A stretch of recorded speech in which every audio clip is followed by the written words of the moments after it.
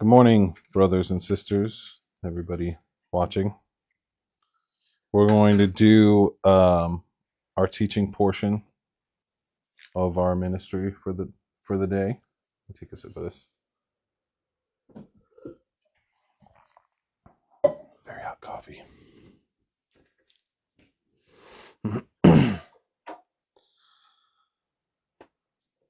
Today we're going to be talking about mothers and how mothers doing their job for kids affects kids. Probably the primary way to receive this message would be as somebody who had a mother. We all had one, all grew in a womb, all were born. You might have a really good mother, a really bad mother. Maybe you don't even call your mom because she was such a terrible mother. It's all good. That's all. We're putting that all under the canopy of motherhood there. And yeah, so we're going to be speaking about mothering. We're going to be talking about its importance. We're going to be talking about something that people don't talk about a lot, which is a mother's wound. We talk about wounds we get from our fathers. Here's a father's wound. This guy's got daddy issues. This girl has mommy issues. But we don't really talk about wounds that come from motherhood very often. And it's strange because it's the more primal relationship. When you think about who did you have your first relationship with? The human being, it was with your mother. And I think that's why we don't pick it up. Like with a father wound, we pick it up because he's acting weird towards an authority figure or even towards God the Father, and we kind of put it together. Oh, it came from how he related to his father. But I think because the mother is the primal relationship, it's the first relationship, we have an injury there.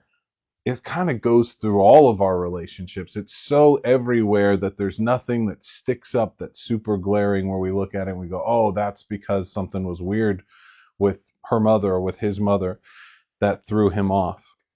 But I think it's very important, and we're going to kind of go through why that's an important thing. So you can hear this sermon primarily as somebody who has a mom and had an imperfect mom, because we all did. Even Jesus's mother was imperfect. All mothers sin, all mothers fall short of the call, just like all fathers do. So it's not really a question of whether you have injuries from there. It's how big they are, how big of an effect they have on your life. So I'm of the school where you lift that up and let God tell you rather than judging that yourself. So that's probably the most important way to hear this sermon. You can also open your heart to this sermon if you're a young mother watching over your kids, as sort of maybe a course correction, something to check where your goal is at, what you're really after in mothering. If you're a father, to understand what your wife is trying to do, what she's after in that situation. Just parents in general understanding what their kids need from their mothers is a good thing to know. As a church, to support mothers in our community. There's a bunch of other ways we could hit it that's probably helpful. But really the primary way is for everybody, because everybody has a mother and everybody's going to struggle with these issues to a degree. So I'm kind of leaning on the fact that we've talked recently a lot about mothering and fathering, and we've given a few sermons on those topics recently. But I really want to kind of play them off of each other to help us understand what the lessons that a mother teaches her child are really instinctually designed to do. And so we can look at the importance of like a father dynamic, like juxtaposed against it. So why do we need fathers? What did they teach us? Primarily what a father teaches their child, whether it's a daughter, whether it's a son, is they teach them honor. If we really endurance, transcendence of goals, all of these things really feed into an underlining idea. And if we were to simmer down the lesson that a father teaches, if he's a healthy father doing this to his kid on his deepest level, you can do it. You're called to do it. Like you are called to something great and glorious, and you can do it. And in the negative, when you're screwing up, you're better than this. You are called to something. What are you doing? Get out of there. You're not supposed to be there. You're supposed to be over here. And that's really what the heart of honor is about. In most societies, and this is up until very recent times, they ran on an element of honor. Even when our country was first formed, the United States was formed, they were still doing pistols at 10 paces. And it's because there was an honor society. A lot of things were understood to be controlled by people's sense of decorum, by their sense of honor.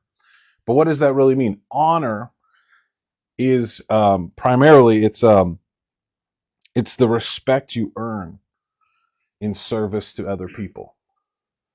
So in a community, when you, like if we were all on a desert island, you dumped a whole bunch of people on a desert island, very quickly you would realize what all of our ancestors realized, what was designed into us to realize, which is what? I can't survive on my own. I'm going to die. You don't dump a bunch of people on a desert island and they each go their own way. I don't know these people. I'm going to go hang out by myself. No, you would die. You come together, you form a group. How are we going to survive together? That's instinctual. That's what we herd together, we form a group. But it has to be more than just us standing next to each other. Because if everybody's just openly selfish and just snatching from other people, that's not a society. It will rip itself apart. That's not a tribe. People will run. It won't work. So there's a fundamental basis to every group, to every civilization, to family, to church, to governments. It's through the whole thing. When people get together to work together, there's a fundamental principle that they have to embrace to one degree or another. And it's really actually very well summed up by the Musketeers when they said, all for one and one for all. If you're part of a community, that's ultimately the contract that you're entering into is I, the individual, the one, am going to commit myself to the all, to the group. I'm going to selflessly make sacrifices for my group. It could be for my family. It could be for my church. It could be for the kingdom of heaven. Here's the group. I'm going to surrender and I'm going to live in selfless devotion to this group. And we have to do it because otherwise who takes care? No one's going to take care of the group if they're just taking care of themselves. No, every individual takes care of the group. And then what does the group do? It's all for one. So the group says, we're as a group, as the leadership of the group, we're going to bless individuals. And this can go wrong when you see like a totalitarian government, what's going on. They're saying all for one and all for all. They're saying it's all about the group. And even the group is focused on the group and everything. And so what? The individuals get ground up in the machinery. You're just a cog in the communist machine or something like that. No, what a group is supposed to be for is for the people in the group. And so you'll see it like, for example, in the Marine Corps, right? People come and they join the Marines. And what do you get taught? It isn't about you anymore. You are to selflessly serve this group. The Corps is your mother. It's your father. It's your everything. You live for this group of people. You will die for them. And so the one is for the all. Then what happens if that guy actually dies for his unit? Or he risks his life, he does something heroic. They give him honors. They give him all sorts of things to bless him, to hire him, give him badges, everything to indicate this guy is the guy. And even if that guy dies, what do? They will send people in to recover his body so they can honor his body. They will risk additional lives. People will die to retrieve the body of one of their fallen comrades just so they can honor his body because he gave his life for the group. That's a perfect picture if you want to understand how honor functions in a group. It functions on that basis. Because honor is basically looking at ourselves and saying, where I have ability, I have responsibility to use it selflessly for the good of other people. So you define your group and then you recognize your ability and you develop your ability. And then you're responsible to use it, not to be passive, not to be abusive, not to be selfish with your abilities, but to use them selflessly. That's your responsibility. And when people in your group say, here's a guy who has developed his abilities and he's used them responsibly for the good of the group, they say, this man deserves respect. He deserves honor. And so the all serves the one in that situation. Like, well, why are we honoring this guy so much? Because he honors the group so much. And that is fundamentally how societies worked until we tried to build societies that were so big you didn't know the people around you anymore.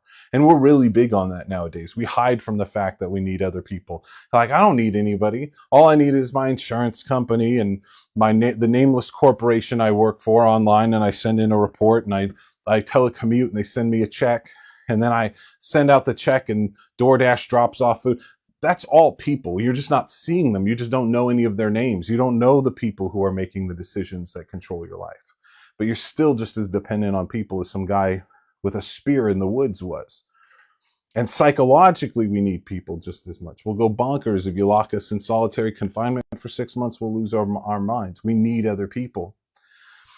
And so there's an incredible need for us to come together as a group. And then there's an incredible need for us to be focused on the good of everyone, to be selfless, even though since the fall, we're very selfish. And so honor is what holds that together. And it's an idea that's championed in scripture. We're supposed to show honor to God. We're supposed to honor our father and mother. There's a bunch of different places where we're called to honor.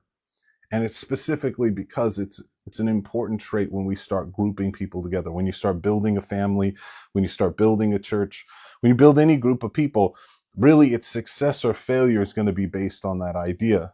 Are the people in this group devoted, committed, the one for the all? And is the leadership of this group in turn committed to the individuals? And there's a what we call a meritocracy. We're blessing those who have merit. We're blessing those who are using their abilities the best.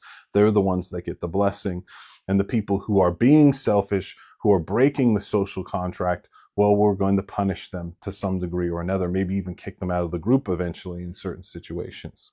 So if you think throughout most of human history, that's how we lived, God designed us to live in that society, then it makes sense that a father is really an ambassador for honor to his family. That's his main job, is he sees his kids as they're growing up, and he says, I need to make them honorable people, because right now they're just a bunch of little babies and they're super selfish and they just, whatever they want is, wah, wah, give it to me. And the father steps in and starts calling the child up to adulthood and to a maturity. And that's usually within the framework of honor in a healthy traditional society. You're pointing out where there is ability, it needs to be developed for the good of the group. And where there's an ability, it needs to be used responsibly and selflessly for the good of the group. And the lesson is just, what's their group? It could be your family. That's a good place to start. Eventually, you want it to be the kingdom of God. You want to get God in focus there eventually. But that's really the deep lessons of fatherhood. So what comes before that? What is necessary before that to build that up? Well, essentially, if the father's coming along and saying, you're better than this, you're called, what he's building on is a foundation of value, what we would call today self-esteem. What in ancient times or earlier times, probably 100 years ago, 200 years ago, we would have called dignity. Nowadays, we chop all these terms up. Like we take honor and we chop that concept up. We throw away the heart. We throw away most of the muscle. We take a couple of globs and rename them as different things. So honor becomes fame and money. And we take the things that are associated with honor and we turn them into being rich and being famous and being popular and being an influencer and all these things.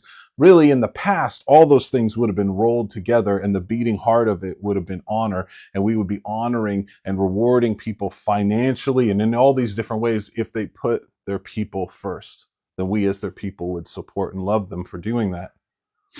So that's how we did it with that. With dignity, we did the same thing where we ripped apart this term, threw away the heart of what dignity is, and then saved little pieces like confidence and self-esteem, and we threw some pop culture labels on it. But it'll give you a sense of what it is, just to say that your mother's job is really to build a sense of value, to build a sense of self-esteem in you so that you can survive your growth process. And so that there's a foundation when your father comes along to teach you honor, because honor doesn't really work without that foundation. And we've seen this a lot in the church. We've seen this a lot in countries and in communities where they try to re-put honor on the table. And so they're going around, they're teaching those people those basic lessons. You need to develop your abilities, you need to use them responsibly and selflessly for the group. And that will make you respectable. You will be worthy of honor in this society if you do that. And people gather around and make little honor groups. And then they go horribly sideways. The religious ones we call cults. The ones that are out there to make money become weird corporations or criminal organizations or gangs. There's a bunch of different ways that these go off the rails, right? And what's ultimately the problem with it? Well, one of the big problems is they mess up the formula. They go, it's all for, one for all, and then all for me. Who is ever on charge just starts eating everything.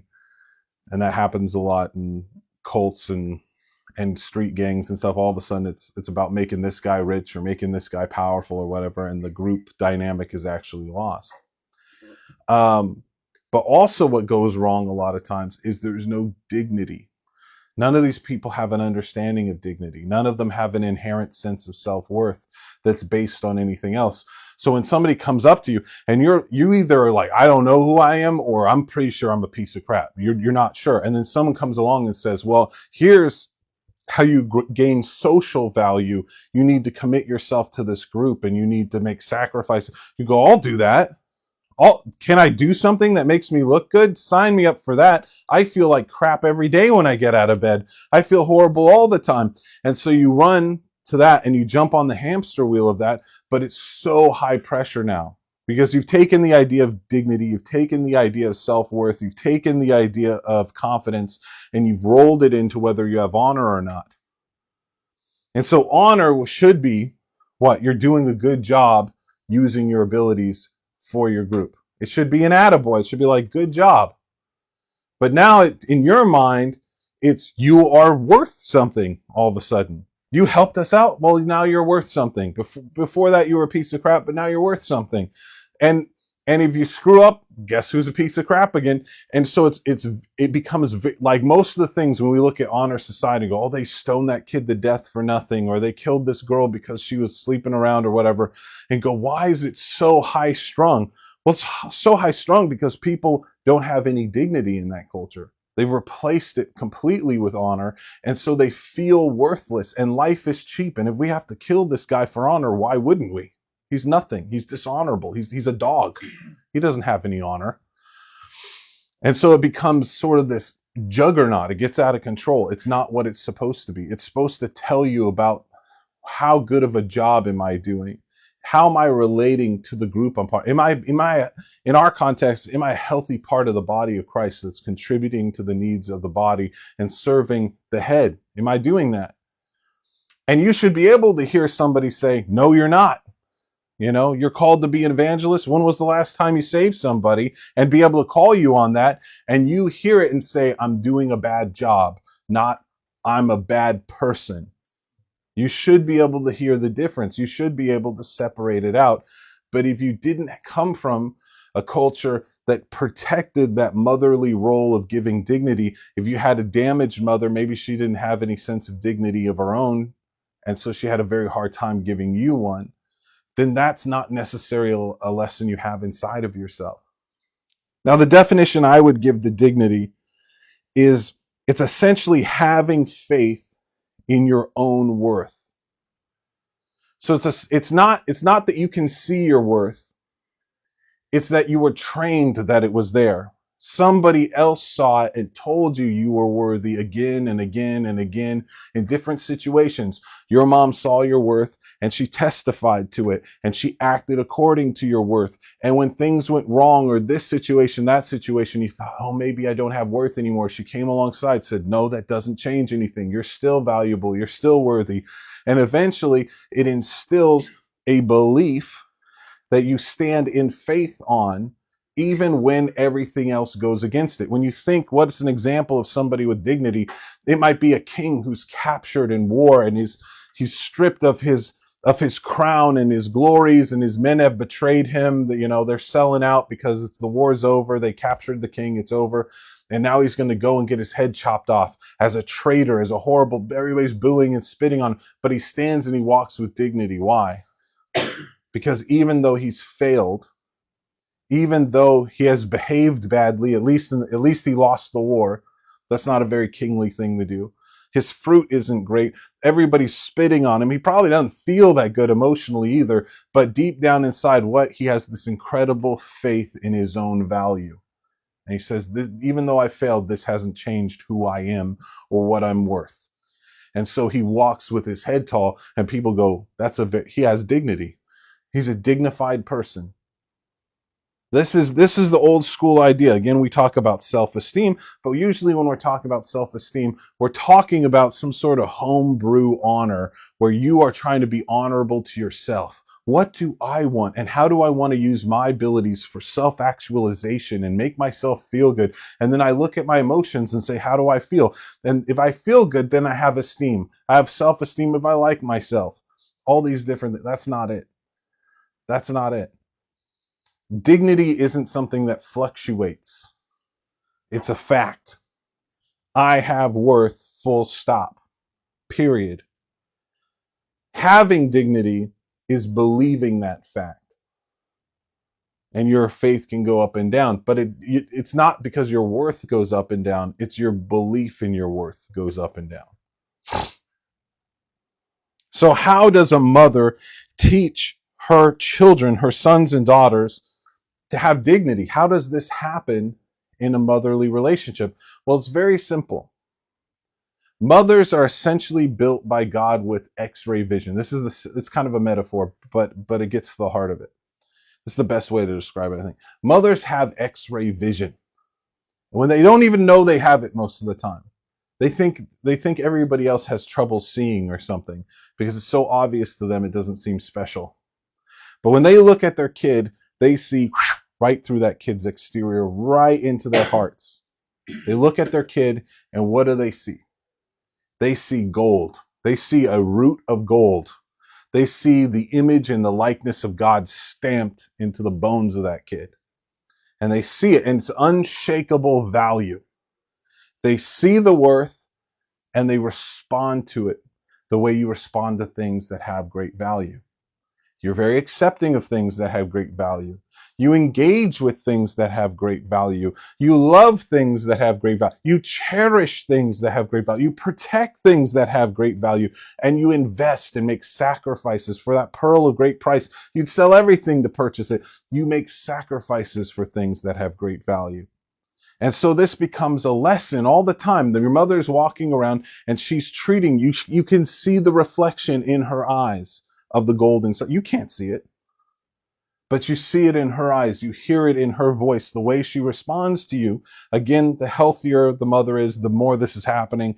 The more dysfunctional the mother, the more this be like, I don't know what you're talking about. That seems right, but I don't know if I ever really experienced that. Well, that's the injury.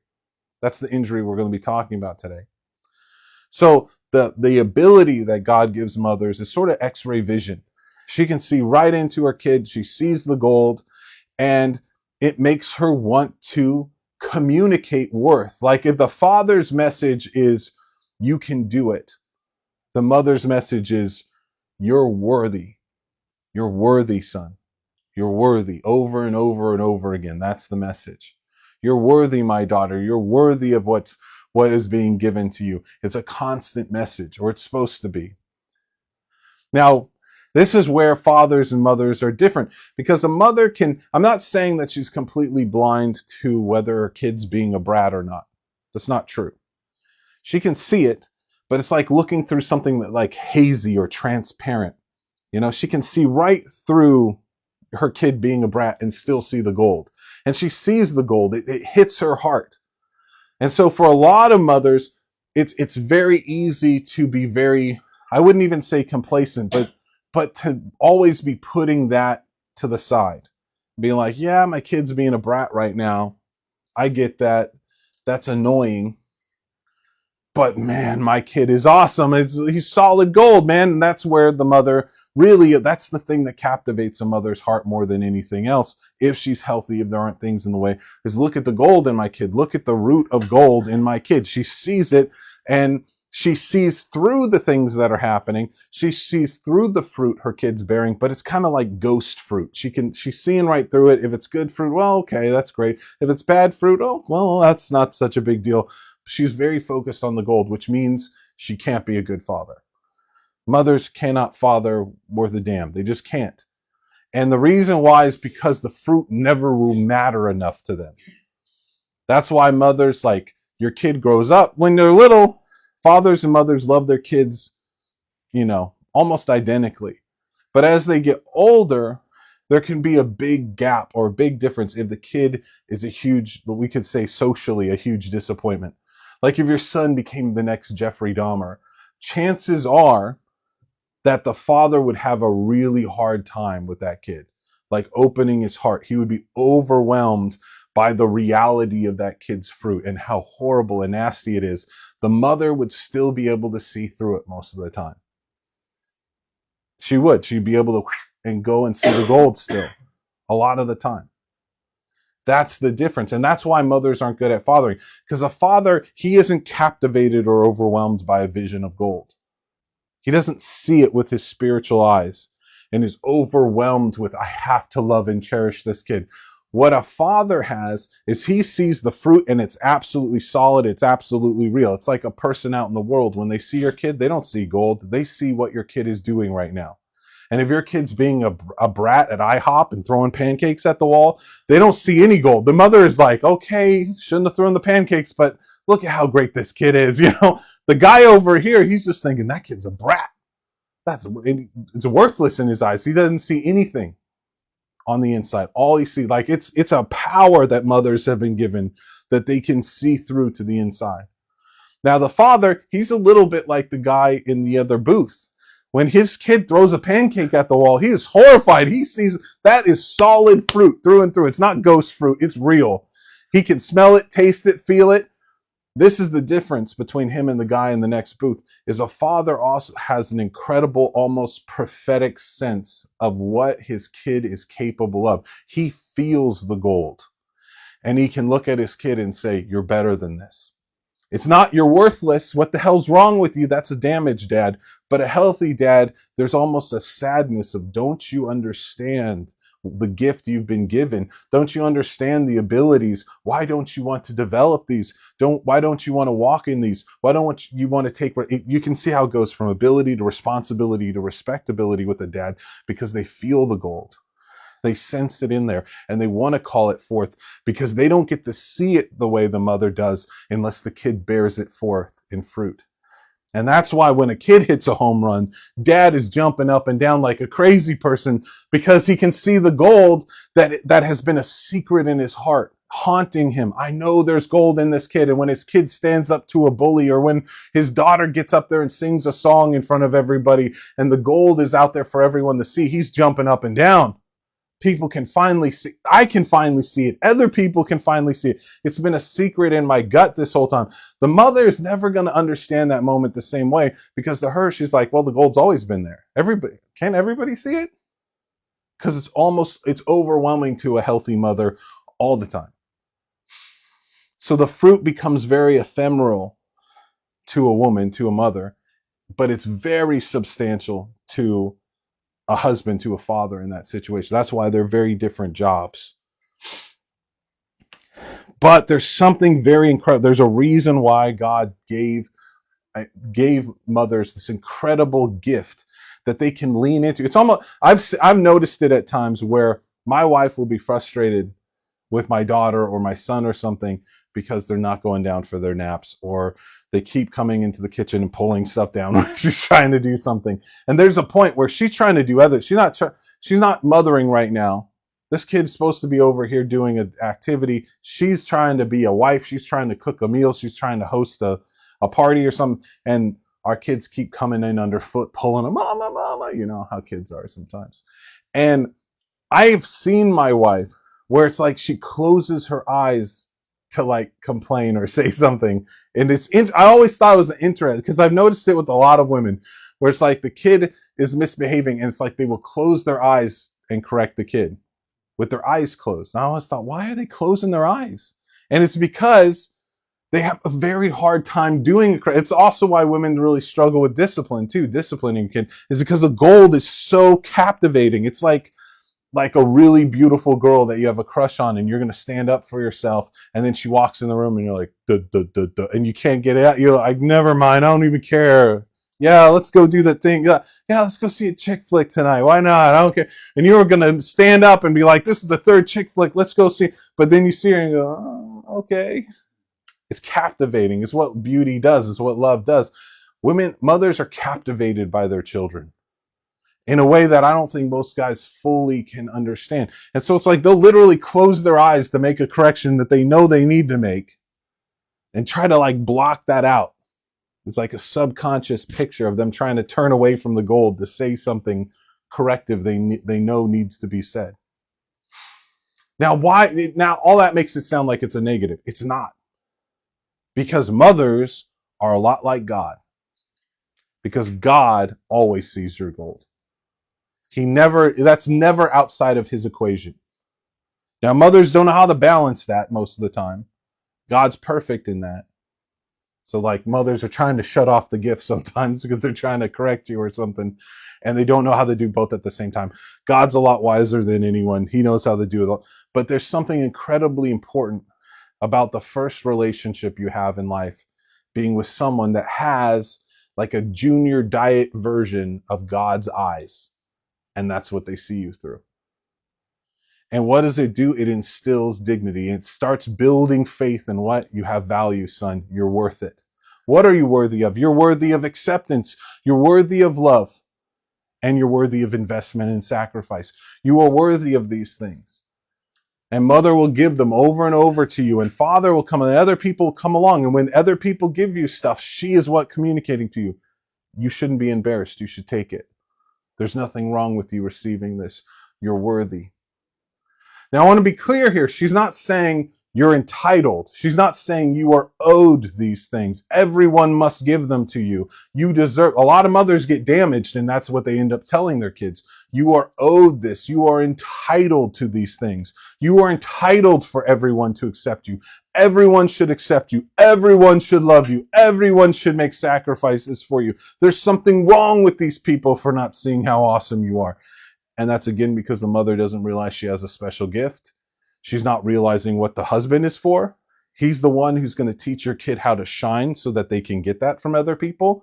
You can't criminalize the world for only seeing the bad fruit your kid's bearing. You were given a special vision. You and God can sit alone in the dark and talk about how mysteriously great your kid is that nobody else can see.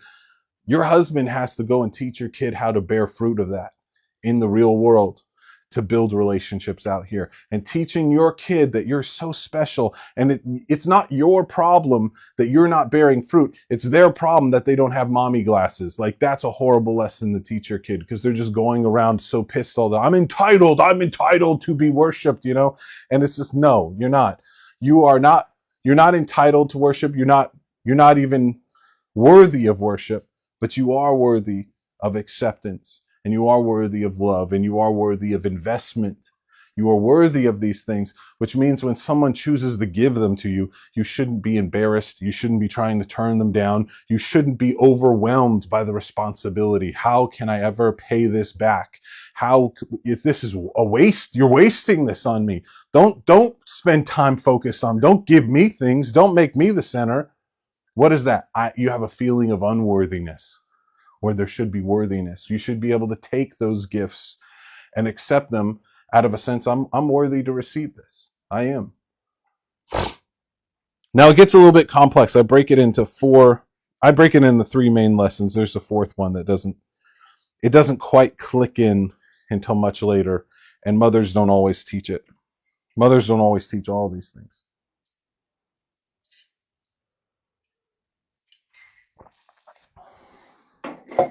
Excuse me.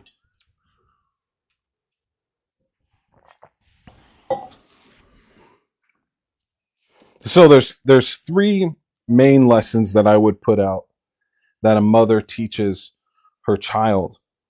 And then there's a fourth lesson, which I almost want to say it's extra credit. It's not really. It's just, it doesn't fully sit in, it doesn't lock into position when you are young and your mom's really teaching these lessons. These lessons are going to get taught when you're very young, probably in the first 5-6 years. That's where most of these lessons are going to come from your mother. And you're not really capable of absorbing the fourth one. And if it comes at all, it's going to come right at the end. It's confusing if it comes earlier, but it's kind of like if your kid's bearing fruit in the first 3 lessons, then a mother will bring out the 4th lesson at the very end. And it kind of just floats around. It doesn't really plug in. And then later in life, as that kid's being fathered more and more, as he's growing up, that lesson will fall into place if it's been taught correctly. So let's go through them. It'll make more sense as we go through it. The first lesson is you are worthy, right? You are worthy even if you aren't contributing anything. This is a lesson a mother teaches all the time. You can think of all the situations where a kid breaks something, a kid tries to help and they make a mess, or it doesn't work out. They try to draw. We think kids are stupid. They know when they draw a crappy picture. They see good pictures every day, and they have in their mind, I'm going to draw a picture of dad, and it's like blah, and they're like, oh. And what does mommy say? It's great. She comes along, and what's her encouragement? Her constant encouragement is you're worthy of the investment. You're worthy of the acceptance. You're worthy of the sacrifice. You're worthy of our engagement. You're worthy of all these things we give to you, even if you contribute nothing. This is an incredibly important lesson, because if you don't have faith right now that you are worthy, whether you contribute or not, that you're worthy of the acceptance, of the engagement, of the love, of the sacrifices and investments that the people in your life are making towards you, whether they be friends or family members or your kids or your wife or whoever, if you look at it and you say, if I'm not contributing, I'm nothing. I have no worth unless I'm contributing. And it's not even like I contributed yesterday or I've contributed a lot over the years. If I'm not doing anything today, I'm worthless. There are guys that but this is where if you don't have dignity and you jump into honor, or one of the big replacements for honor we have nowadays is a work ethic. That's what we call it. You got a good work ethic. But really, it's just saying if you'll run on this hamster wheel, you can gain worth. You can earn a place in our family. If you will go and work hard and bring home a check, then you have a place in this family. And so instead of it being based on dignity, you are valuable because God created you. It's based on what have you done for me lately? And so it's like there's a lot of those guys where they couldn't take a day off if they wanted to. If they take a couple days off, they're going to start getting depressed. Why? Because what value do I have if I'm not contributing? I got to do something that at least has the appearance of contributing. And I'll take a day off. I'm talking about a day off without giving into addictions. A day off where you don't work and you don't binge watch TV and eat a carton of ice cream or do something else, because that's just you saying, I feel worthless. And instead of going to work to get worth, I'm just going to give into an addiction to distract myself from feeling worthless. That's still not healthy. But it's a very common problem. And why? Because that lesson didn't get taught to you in a way that you are standing in faith of it now. I have value. Over here, this is dignity. This is the value I know I have. This is honor. This is the fruit I bear. This is how I bless and help other people. This is what this demand. This is the golden root. I should be bearing the golden fruit. That should be happening. And there's a call to that, and there's a blessedness in that, and there's a hunger for that. And often we just don't understand how simple and joyful and good that is. Like if you were a child that had that sense of dignity, that sense of value, then when dad called you out to step out of the nest and do something great, you would have done it for the joy of it, for the joy of seeing that gold come out of you. But if you think you're a piece of crap because this lesson didn't get answered in and your dad's calling you up, maybe you're too scared to ever come when dad calls you. Come and help me. No. You're afraid of it because I'm a piece of crap. Mom won't even look at me half the day, man. She's gone. And so when you get called up to step in, there's a lot of intimidation because you want me to bear golden fruit. I don't believe I have any gold in me to produce something like that. Or if someone can convince you, then you're trying to bear fruit out of an emptiness that you believe is real. And so you're trying to fake it until you make it, or you're doing all sorts of weird things to try to compensate, and eventually it just becomes this dead hamster wheel. And you think that, oh man, I have a great sense of discipline because I wake up with a knot in my stomach and I feel like crap until I get something done. That's not discipline. That's not how discipline operates. That is a counterfeit and a corruption of what God wants. The kingdom of God is what's one of the first things it says in Revelations? Who doesn't get into the kingdom of God? Cowards. That's people who are so afraid they can't get off the couch, and that's people so afraid that they wake up in the morning afraid until they start running for their hamster wheel. Those are two different forms of cowardice, but they're both cowardice. You're not supposed to be motivated by fear like that. You're not supposed to live out of that emptiness. You're supposed to be a man of faith that says, I know God created me with value. That's why I stand up and I do worthwhile things. That's why I do it. So the first lesson Mom teaches, you're worthy even if you aren't contributing. To get that in, you really think, do I believe that? Is that how I talk to myself in my head? Do I wake up and think I'm worth having around even if I'm doing nothing? I can tell you there's a lot of guys, they retire, they get sick, they break their hip, they're sitting in their chair, they got oxygen on, and they feel like garbage. Why? They can't contribute. And their whole life they've been hiding behind their contribution and saying, my valuable deeds wash over onto me and make me valuable. And as soon as they're separated from that, they have no value. They don't look that way at their own kids. They wouldn't look at their wife and say, well, if she's wheelchair bound, if she's paralyzed from the neck down and she can't do anything well, she's worthless. We're going to get rid of her. Or my kid's retarded. We're going to get rid of them, or whatever. No, you don't do that. You go, this kid has value. They have value from the day they're born and they're a sprawling baby that can't do anything to the day they're an old vegetable in the nursing home. They have value the whole time. It doesn't go up and down based on their workload. But we'll turn around and hold that false judgment over ourselves. Never even think that it's questionable. We won't even look at it and say, well, it doesn't work for anybody else. I think it's stupid if I think it was evil if I applied it to anyone else in my family.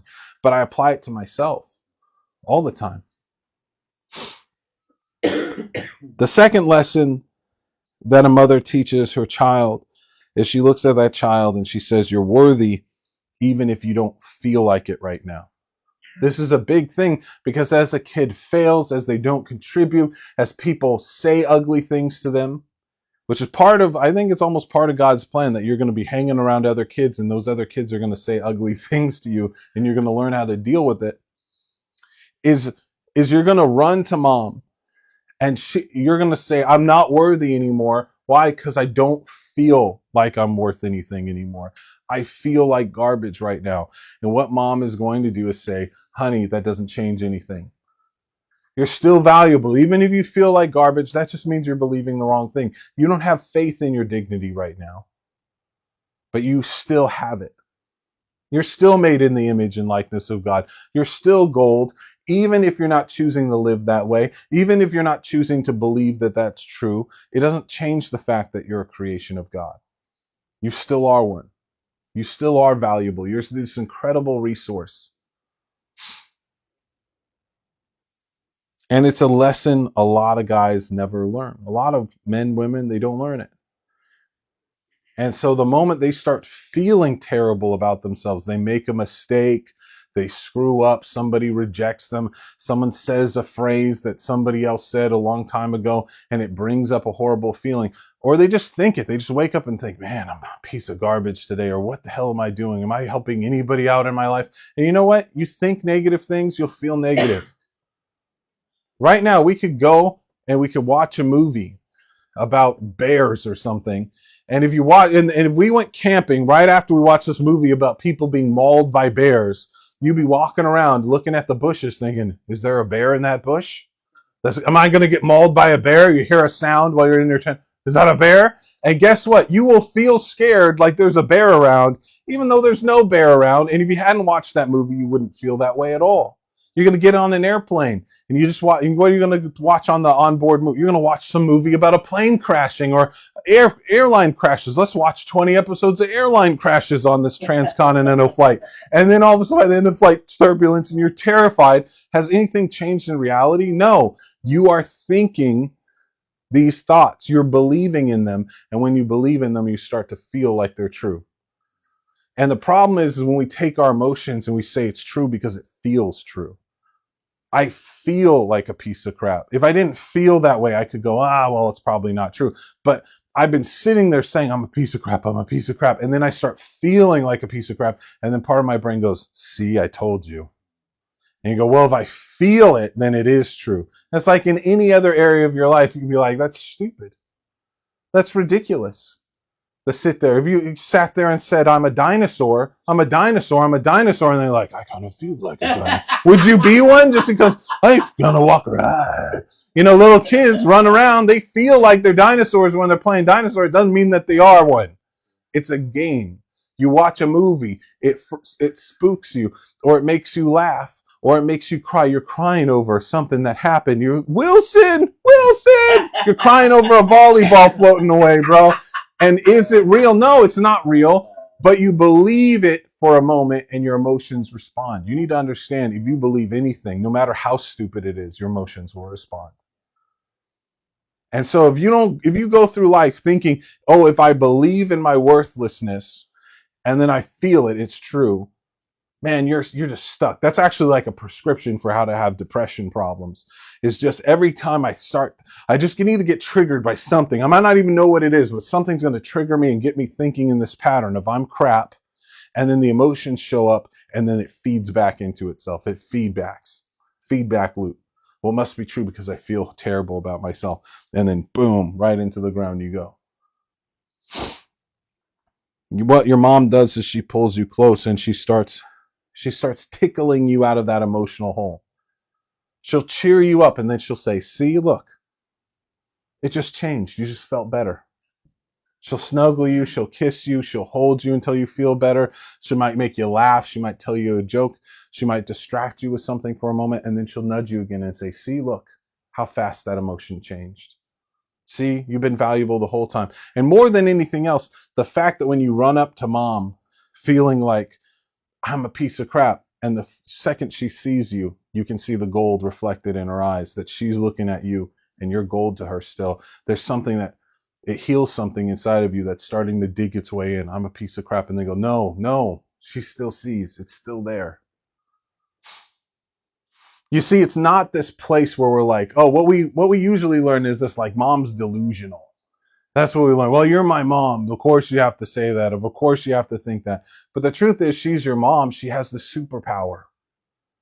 She can see your inherent value. And the lesson is not, mom's great. She loves me so good.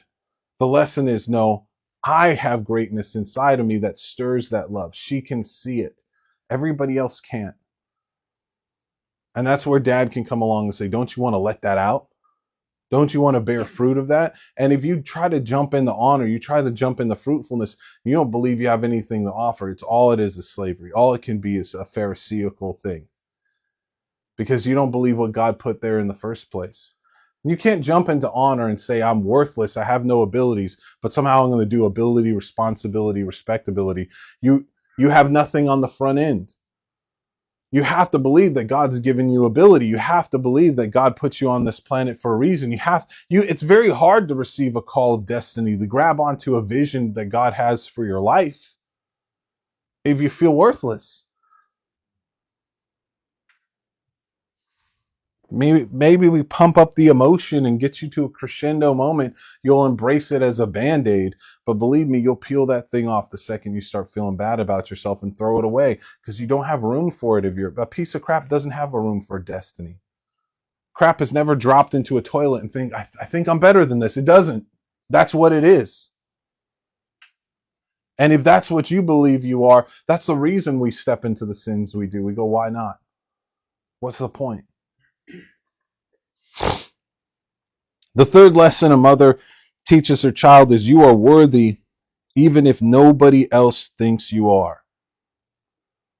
This is a heavy one. And a lot of people will say, oh, whatever, until somebody rejects them, until a stranger that they don't even know at work says something to them. And it's just like, I feel terrible about myself. Well, of course you do. That's natural if you were 3 years old, to have somebody say there's something horribly wrong with you and you immediately go, you're gullible, you're a little kid. And what do? You run to mom. And what does mom say? You're still gold. It hasn't magically changed. It never is going to change. You're still made in the image and likeness of God, Danny. That's who you are. It didn't suddenly change because someone doesn't like you. That's not what this is about. And a great mother, she'll even teach that when she screws up. She snaps and she treats you in a way that's demeaning, or she says, what the hell is wrong with you? Has an ugly moment. She'll pull you aside later and say, I'm sorry. I was really frustrated. It distracted me. The truth is, you're still a great kid. You're still wonderful. I didn't act that way. And you know what? You're still gold, even if I say that you aren't. That's the final part of building it in. Is getting to this place where you walk around with the rest of your life and you're carrying around what? Faith that there's value here.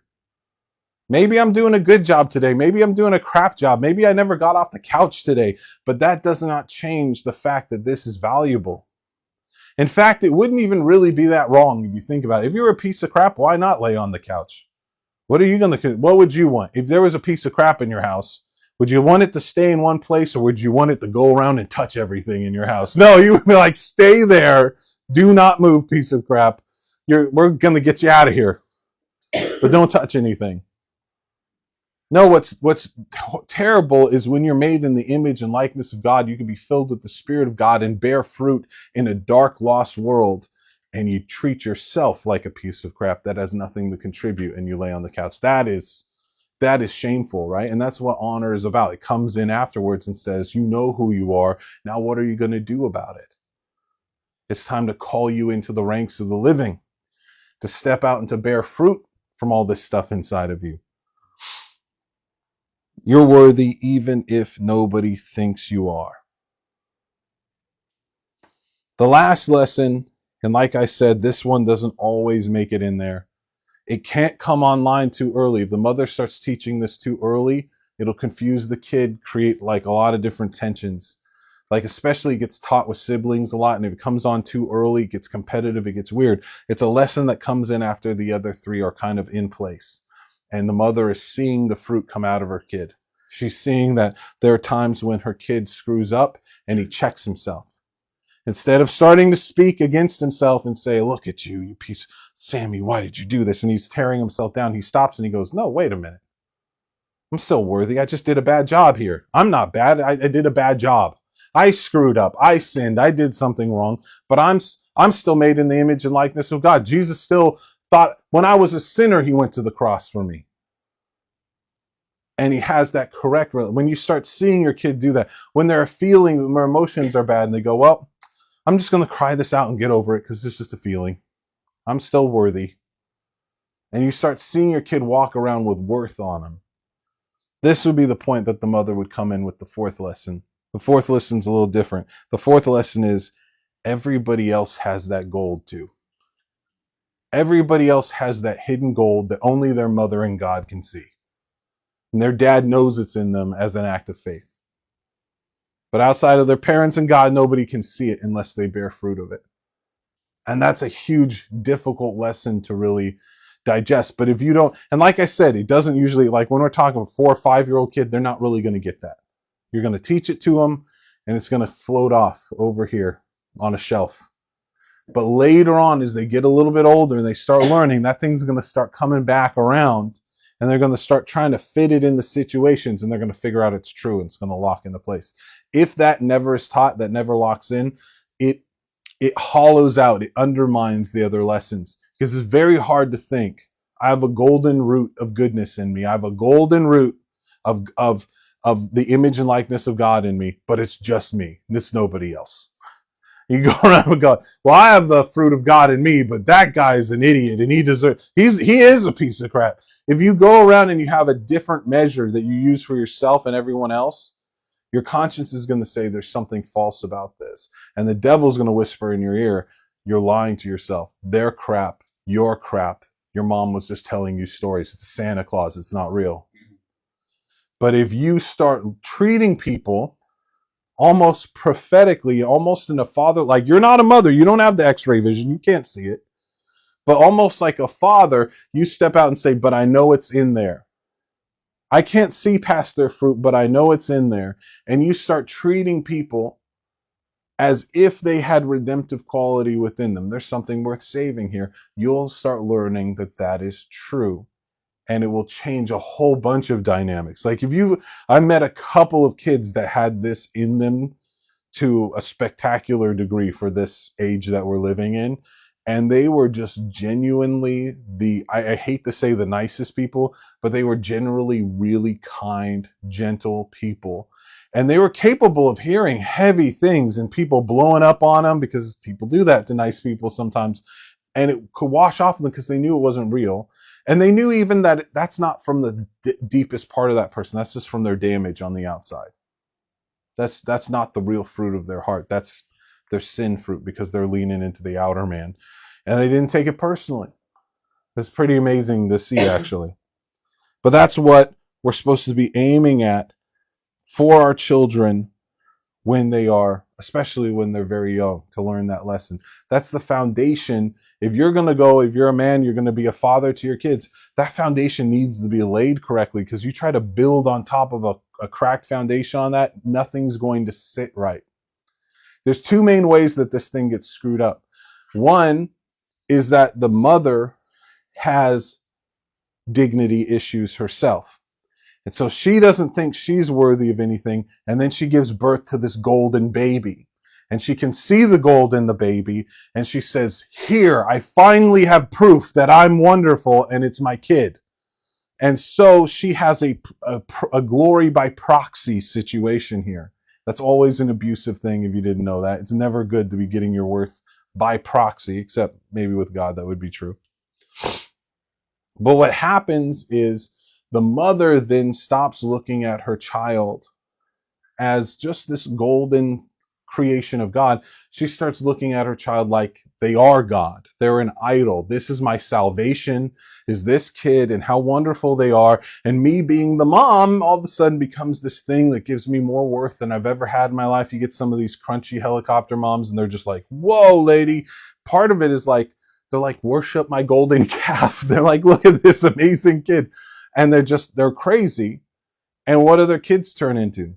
Brat princes, right? That's what we call them, brat prince, high chair tyrants, right? And why is that? Because she's teaching these lessons, but like with hot sauce on them, bro. She's saying, you are entitled to be worshipped. You are the greatest thing that has ever existed. And every time that if the father anybody tries to come in and say, this kid's fruit is crap, she goes, ignore that. Ignore that. You're perfect the way you are. Just shine bright like a diamond, little man. Just do it. And what happens is that kid becomes horribly damaged. It's a horribly damaging thing to build up pride, especially from that young of an age. Walk around thinking you're a god. That's like, you're angry all the, why aren't you worshiping me? Why do you not give me a cookie when I demand a cookie? Yahweh wants a cookie. Like, you're just like, calm down, kid. What is wrong with you? Well, it's because that he is open, or he or she is open for instruction from mom. But it's never going to sit right like that. He's going to drink it because it's sweet, but at the same time, his conscience is going to say, this isn't right. Something's wrong with this. And he might not have the specificity to figure out what is wrong. So he's just going to walk around with a big blister of pride that occasionally deflates into like just incredible despair, because none of it holds water, because some of it is not true. So he walks around, I'm a god. And then when it's like, no, you're not, he doesn't go to like, I'm a normal person. He goes, I'm nothing. I am nothing. So it's really, really terrible. And one of the things that makes it really terrible is what happens, again, with pride. Pride comes before the fall. So how do you keep pride for more than 10 minutes? You have to lie about the fall. You have to look at what happened. I just screwed up. You have to go, no, it wasn't me. It was that guy's fault. And it's because the world isn't fair. And I'm always getting screwed. And you got to figure out how to play that. How do you learn that? From mom doing that. Mom comes, oh, my poor baby, and she tells you a story that isn't really true. Really, you tripped over your own shoelace. You didn't, oh, your dad shouldn't have polished this floor so much. Whatever. She gives an excuse and it feels good. And you start, it's not true. You stepped over you tripped on your shoelace, and you start learning to lie to yourself. You learn pride in lying when you're 3 years old. It's going to be hard to get the gospel in you. It's actually a really dangerous thing. And that so much of it is happening right now is kind of scary. It's happening a lot. The more common damage is just that the lessons aren't taught at all. You have a mom who's distracted. She's super busy. She's at work. She's trying to get some food on the table, or she's damaged. She's just closed in. She might have been there the whole time, but she's staring at the wall, or she's OCD cleaning the house. So she's having her own issues. And so you don't get taught these lessons. Because even though she might not see the gold because there's damage there, she might see it and have very mixed feelings about it. It might feel accusatory. Maybe she was around siblings that shone bright and it meant she was going to get trashed because she wasn't shining bright. So she experiences this kid shining bright and she might be very jealous of you. She might feel very negative of it. She wants to put a bushel over, a basket over that lamp and hide that light because it makes her uncomfortable because of damage she's had in her life. There's a bunch of different ways it can go wrong, but you can get the wrong messages in place of the right ones. And often what happens in this situation is you're not getting the love from your mom you should have. And so you'll see it with kids that don't get it. They're constantly trying to get something from mom. They might not even know what it is, but they're going to try to get something from her. And they're constantly clawing at it. And it can get weird, like, oh, my mom gives me food sometimes. And this is kind of like love because it makes me feel better. And she gives me food, so I'm a little bit, and you'll all of a sudden have an eating addiction your whole life. Or it could be pity. Pity is a big one because no matter how big of a jerk you are, if there's a screaming baby on the ground, you're probably going to pick it up. Like Jeffrey Dahmer you might eat the baby after a while, but originally you were like, oh, why is there, that's why people get irritated when babies are crying. Why? Won't somebody help that baby? It's just like, there's alarm bells inside of me. Can somebody do something about that? What happens, even if you have a horrible mom, there will be times when she will feel bad about what she just did. She'll, what? Pap, just crack you, and then all of a sudden, oh, geez, no, I'm sorry. And it might be the only time she's loving to you. Your whole life is right after she made a mistake and that she feels guilty about. It's the only time her conscience can come through, and it's the only time she really looks at your gold and doesn't get overly defensive or whatever, is when she just screwed up or when you're just being pathetic. And so what do you learn? You learn I can get love, I just have to be pathetic enough.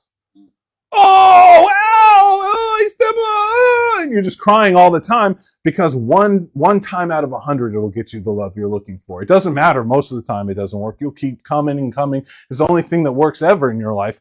You're going to keep trying it. You're going to keep chasing for it. And this is the heart of an addictive personality. Why? Because you have to disfigure yourself to get the love you want. And so eventually it becomes, I will do anything to feel good. It doesn't matter how much it defiles my conscience. I'll do it if it makes me feel good for a second. It gets you into that addictive frame of mind where I will pretend I'm pathetic. I will pretend I'm weak. I will pretend I'm stupid and I don't understand. I'll pretend all of these things that make me look horrible. And my conscience is saying it's not true. And it's debasing and it's disfiguring your soul, and go, I don't care because mom's going to pick me up. And she's going to give me some love, so I'm going to do this anyways. And what happens later on in your life when that well dries up? Well, you will find something else. It's something that other people probably won't want to do. I'm not going to get drunk and throw up and look like an idiot. And you go, well, I don't care if I look like an idiot. I've been looking like a crybaby for 10 years trying to get my mom to pick me up again, but I'm too old. She doesn't feel bad anymore. So yeah, I'll drink until I fall down and puke if it makes me feel loved for a second. I'll smoke that crack rock. I'll do this. I'll use porn. I'll do what. It doesn't matter if it disfigures me. That pattern was set when I was very young. I will do whatever it takes to feel good, even if it's a horrible conviction upon my conscience. And that's very common as well. And these things grow when the father tries to build on them. The father tries to come along and build, even if he's a healthy father, which isn't usually the case nowadays. But if he comes and he tries to build an honor system on top of that, it's going to engage with this faulty foundation. It's like building a house on the sand, and it's all rickety and things are cracking and the doors and windows are coming out of alignment. That's what will happen. You'll try to teach your son something, and what is he going to do? He's either got the big pride issues because of this, and you go, "Oh, I am amazing," and he starts boasting and pretending that he is like a man and that he knows all these things. He'll start faking it until he makes it, and he'll have a big imposter syndrome the whole time. Or if he came from mom and he's in that pity place, what's he going to do? He's going to play that he's the dummy. I don't know. I don't understand. I don't understand. Because why? He's hoping for pity. It's what he's programmed for. He's not. And what if you don't think you have gold? You're gonna, whatever works is gonna mean the world to you. You're gonna hold that onto that very tenaciously, and that's why addiction's really hard. It's not so much that the addiction itself is hard to let go of.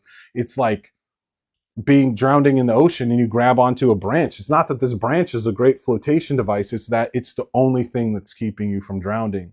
And until you can convince that person there is worth that you can have in yourself, you can have faith in what God has done in you, and you don't need this branch. You can swim.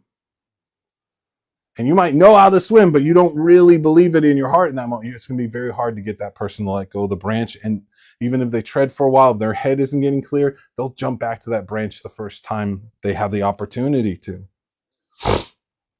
So it tends to be it gets different skins on it. But if you peel back the onion at the bottom of it, there's usually that mommy issue somewhere. So the question to kind of ask ourselves is, do you have faith that stands the test inside of you that you're worth it, that you're worthy of acceptance, that you're worthy of love, that you're worthy of investment, that you're worthy of being cherished, even if you're not contributing, even if you don't feel like, even if you feel like a piece of crap today, you're still worthy. Do you feel worthy even though everybody in your whole life could just trash you and tell you you're a horrible person? Would you still know it? Is it an independent truth? Because this is what God wants to pick that relationship up. He wants to pick it up and renew that part of it and have that be the basis of your calling. Your calling is what? You are this planting of God. You're this oak of righteousness, and something's supposed to grow on the branches. You are called to grow. And Father teaches you how to grow. And then at some point he goes, I've taught you how to learn, but now you need to go to the real rabbi, to the real teacher, to the real Father, and learn who you are supposed to be and what that looks like and what your calling is going to look like. And the father you're supposed to be, and the husband you're supposed to be, or the wife and the mother, depending on your gender, and how to bear the fruit in those situations. He wants to pick that up. But it's an incredible foundational problem if you're trying to build a calling on a hole in the ground that may or may not have golden roots in it. You can't really decide. You're completely wishy-washy on that. In fact, most of the time you're pretty sure that there's garbage in there. I'm not gold, I'm garbage. These are the problems that we have. Dad comes along afterwards. Destiny comes along afterwards. God's calling you up to the standards and accountability and honor, but your foundation is just jello underneath there because you've never really dealt with that. And like I said, you could have a pretty awesome mom, especially compared to what's out there nowadays. There's a lot of not great ones out there. That does not mean that you don't have that damage. And it doesn't mean that you didn't lean into it. It doesn't mean that that it didn't have an over apparent reaction in your life. You have to look at yourself. You got to come before God and say, is this true of me? Is this going on inside of me?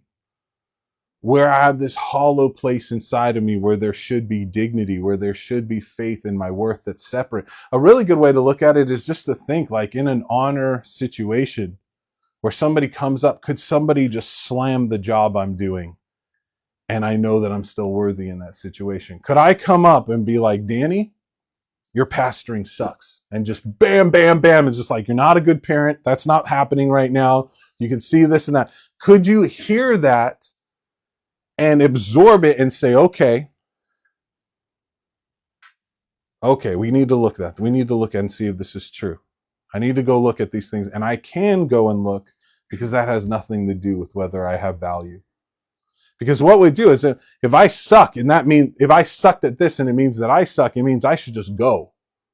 If I'm not a good pastor and that means I'm a bad person all the way through, then I should just go. Just leave me alone, guys. I'm just going to go out into the woods and die, because you'll find someone better than me. Anything's better than me. And that's the attitude, right? It's like, well, you'll be better off, babe. Just marry someone else, find a better man, and find someone to raise my children better than I can. And it sounds super dramatic, but it also feels 100% real. And what is that really about? That you can't separate the job you're doing right now from your value as a creation of God. Everybody else in that situation would say, what the hell are you talking about? You can't see that you're valuable even when you're not contributing well right now. You can't have someone point out that this is a problem with the church. We can't put in a system of accountability and honor, because it would crush people. It would crush them in the dust, because they've tied in all of their self-worth and everything else to how good of a job they're doing. Or maybe they catch a little bit of this dignity teaching by going to a hyper grace church, but then everything has to be wallpapered over. All their sins, they're out there at the strip club and they go, man, I'm really struggling going to the strip club. It's a struggle. It's like, how hard are you trying, man? Like, there's ways to avoid actually going to a place, man. You could put something up to stop yourself. But that has to be wallpapered over, because it's not real dignity. It's so soft. It's such a fragile thing. It's basically what the mother's saying, you're God. That's what crazy grace teaching eventually goes to. It's always you're God, basically. And nothing you do is really wrong. The truth is that there is gold in us. And it's true of everybody. And your life changes once you start accepting it for yourself. You'll start seeing it for the people around you too at the same time. It's going to stretch you one way or the other. And it's going to start wakening up that truth. We realize, just like I'm a person with an outer man that can bear ugly fruit, and I can understand if a person only saw me in this context when I was bearing this fruit, they would think I was a piece of trash. Why wouldn't they? That's the fruit I was bearing. But the truth is I am valuable. I have been from my creation. I will be even up to the judgment seat. That's going to be why the judgment seat has weight, because God gave me this gold and I wrapped it in a sock and I buried it in my backyard instead of bearing any fruit. Why? Because I thought God was too harsh and this isn't even real gold. So I hid it. I didn't think I was worthy enough to even try, and I ran away. The reason the judgment seat has any weight is because you're in the image and likeness of God. That's why you filling yourself with crap and pouring crap all around all over the place. It's a defamation of the name of God. There's people will stand up at the judgment seat and say, God, I didn't know you exist, because everybody made in your image was sinning all over the place and treating everybody else like garbage. This is the living epistle I had in my life for who Jesus is. I think that there's probably going to be a lot of mercy in those situations. Maybe not enough to make the big difference, but I think that argument holds water. So there's this incredible need that we have to develop dignity in our lives, especially when we don't have it. The way I look at it is, theoretically, there are people out there with perfect childhoods. Not really. I don't really believe it, but maybe 98% perfect childhoods. And that's kind of what's necessary. If you're going to go and be a living block in the church of God, you need to have a healthy childhood. It's kind of like, if you want to go and become a doctor, you need to have a high school diploma. And maybe you didn't have a good time back then. Maybe some crap was happening and you didn't get a high school diploma. So what do? You go and you get a GED. And what is that? That's an equivalency. That means my childhood was messed up. I didn't get my diploma, but as an adult, I realized I need to go back and get that fixed. And so I went and I got the equivalency. And that's the same thing with childhoods. Is some of us, we look at it like, some other people, they might have had a good enough childhood. They can just dive into their calling and stuff. I didn't. I'm broken and I need to go back and get my equivalency of a good childhood, which is me and Jesus fixing what was wrong back there and getting me healthy again. I need to get the equivalency of the dignity I should have been carrying the whole time, the honor I should have been carrying the whole time. I need to go back with Jesus and get it. And sometimes we're just burying the past instead of dealing with it. So what I want to throw out is, this is really, I had to, but I'm really going to focus on one. One way that you can really start to deal with this issue in your life. No matter what system you're going to use, you need to start talking to God about it in your prayer times. You need to come before God. And honestly, it'll be a crazy thing, because I think most of the time you just get up in the morning, you open up a prayer journal, you get out your pen and you start talking to God about how you feel. And you have this in mind. It's out in the front. You're going to see it. If there's a mommy wound, it's going to pus out right then. It's going to be like, I don't know what's wrong with me. Why do I keep screwing up? Blah, blah, blah. And it's not going to take it very hard for God to trace it right back to one of these things. You think you're worthless because you're not contributing enough to your standards or whatever, or because that you think other people might be down on you, or you're stirring up this emotion. Now you feel crappy because your emotion, you've judged yourself. I stayed up too late last night and now I have the crappy emotion and I can parlay that into I'm a piece of junk and I just keep going with it. You'll see these things if you bring them up in the prayer with God. And what you need to do is start yielding them to God and saying, is this true? Am I worthless or am I worthy? Am I still your creation? Am I made in your image and likeness? Is there something incredibly precious here that may be being wasted? It might be being used in a completely horrific way. I might be bearing fruit that's an absolute abomination right now. But isn't it abomination because I'm worth more than this? God created me for something greater than the life that I've chosen because I think I'm a piece of crap. And to lean into that, to let God start speaking to it. And I think a big way to really start unlocking the healing process is this. And I know this isn't necessarily going to be a popular way, but I think that's why I felt I had two different ones, and God's like, just give them the one they're not really going to maybe like, so that they have to face it. They don't have an option. So this is the one that I really felt God was pointing to, was to let God talk to you about how your mom failed and where these lessons were not taught. That's step one, maybe. I didn't write it down in steps, but I could probably give you steps. That would be step one. Give a couple days in your prayer closet to that. Get in there, understand it, get your heart around it. There's a void here where these lessons were supposed to be. Maybe there's even a nasty lie, an ugly moment that answered those questions the wrong way. And after you're grounded in that, after you've stabilized in that, I want you to start letting God show you your mother in a different way than how you judge her right now. It's actually a take on this final lesson, the fourth lesson. Everybody has that gold underneath the surface. Everybody's got invisible gold that only their mama and God can see. Even your mom has invisible gold that nobody but God and her mama could see. And what I want you to do is, when God points it out, it'll probably be situational. Here's a time mom blew up. Here's a time when she answered the question wrong. And he'll show you it, and he'll show you how it injured you. And to stop and say, God, can you peel off all the stuff on my mom that isn't supposed to be there? All the injuries, all the strongholds, all the lies, all the crap her parents did to her, all the things that happened in her life that injured her and messed her up. Can you peel off all the injury and show me how my mom would have borne fruit in that situation if we were still in Eden and nobody had taken a bite of the apple? How would my mom have handled it? And essentially, show me my mom mothering me the way it should have happened if she wasn't a sinner. If she was like Mother Mary Catholic style, Immaculate Conception mom, give me a vision of that. And this is going to do two crazy things in your life. One is it's going to allow your mom to recreate that memory in your mind with you.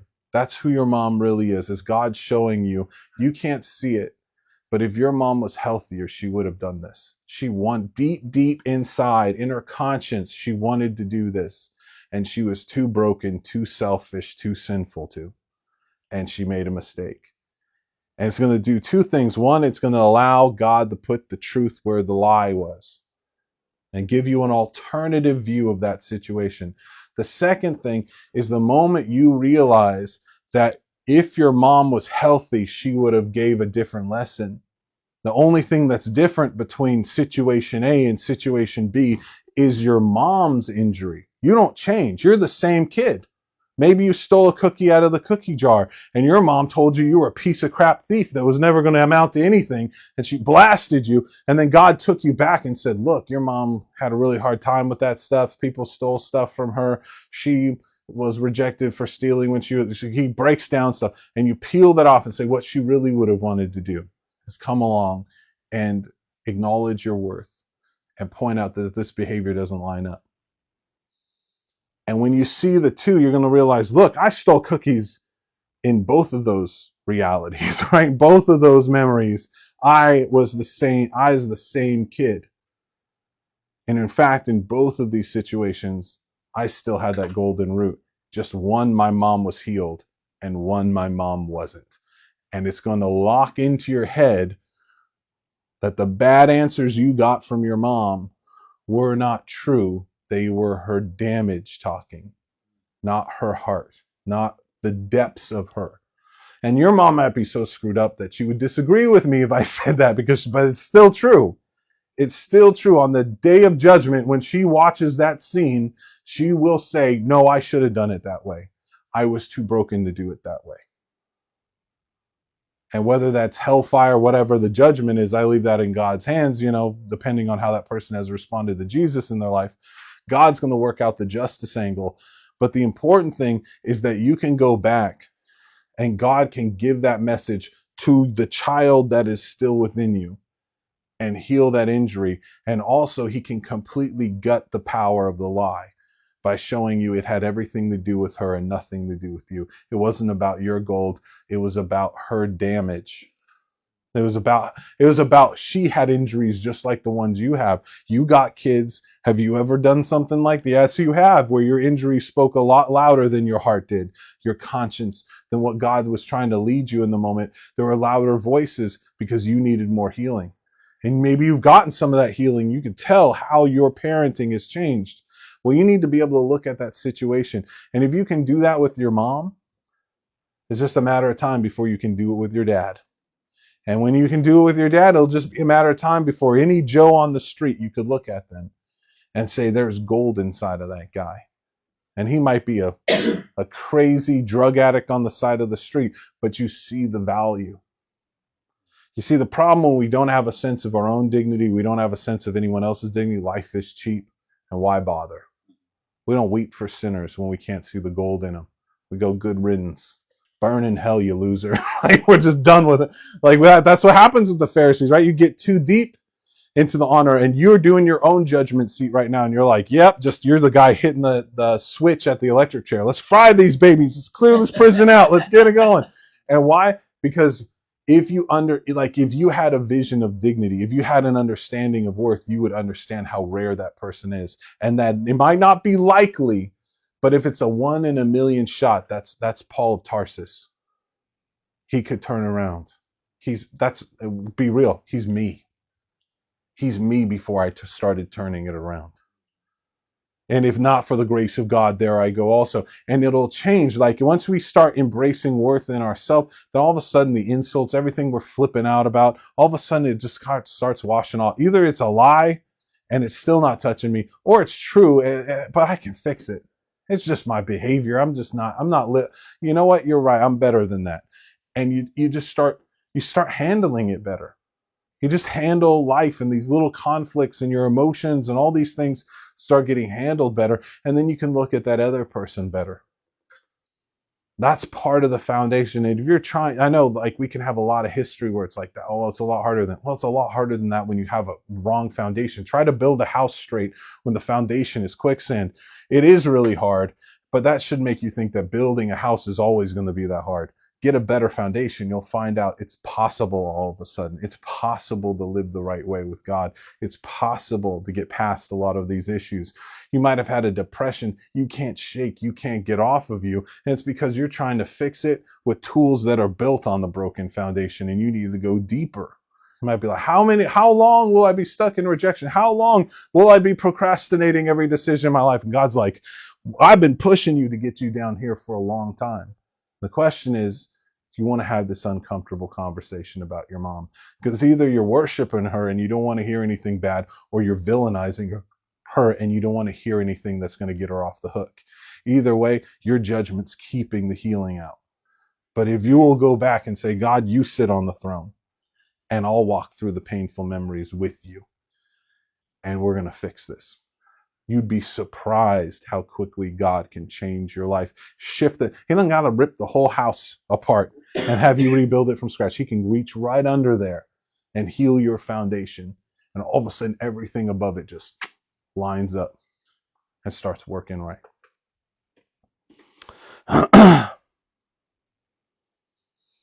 So I want to leave us with that as an exercise. I know that's really broad strokes. I don't like filling in too many details with that stuff because everybody is a little different in their prayer closet.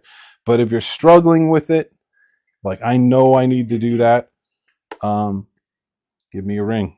I do counseling. I can sit down and walk you through it even. I don't have any problem with that. So, but I think it can be a real life-changing thing to go back. Even if you're like, my mom was 98%. Well, let's go after the 2%. I bet you it changes your life if you get the 2% healed. And honestly, I haven't met that many 98%. I'm sorry. Our culture's really screwed up. In the fall, you know, that apple you've bit into, it had some juice in it, man. It did some things. So, you know what? We can honor our parents while owning the injuries that they inflicted on us. And the best thing you can do to honor your parents, get healed. If my son grows up and I see a wound in him, I will be more honored by him going to God and covering up my mistake by getting it healed. I'll pray for that every day. I'll be the villain in the story if he can be the hero and he can get that off of him. I'll take that to the bank every day. I don't need the head seat at the table. I don't need special titles. Just, don't let it all fall apart because of my fallibility. And God knows what he's doing. He knows the kids he gave you. He has a plan to make this work out. We just got to be willing to keep in step with him. And this, I think, is a step. So I encourage you guys to pray about that stuff. I'm going to be digging into it more. I can tell there's stuff there in myself as well. So I'll close this up in prayer. Lord, I pray that we would have room in our hearts for this, that you would have already been providentially at work in our lives to open us up, to open our hearts up on this topic. I don't think it's a coincidence that this sermon's coming right now in the holiday season when family and memories from a million years ago are getting stirred up, and we're watching Christmas through the eyes of our kids and remembering Christmas through our eyes when we were kids. And I know all that's part of your plan to open us up, to receive that healing truth. And God, I pray that we would receive it, and then we would walk in it in discipline, that we would engage in discipline in these areas until it bears fruit, that we would endure hardship until it works out. Sounds like somebody's going after a coyote. All right, and amen.